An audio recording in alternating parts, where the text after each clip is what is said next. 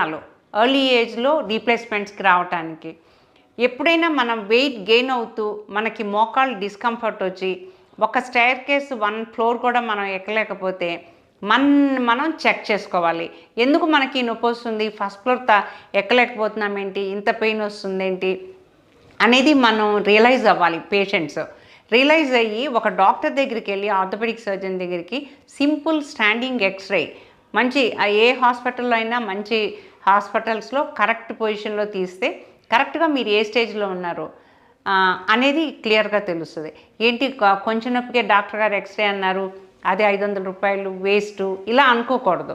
ప్రతి ఎక్స్రే తీసిన వాళ్ళకి డాక్టర్ గారు ఎక్స్రే చెప్తే ఇది సర్జరీకి వస్తుందేమో, సర్జరీ ఎక్స్రే అక్కర్లేదులేండి మందులు రాయండి అంటుంటారు.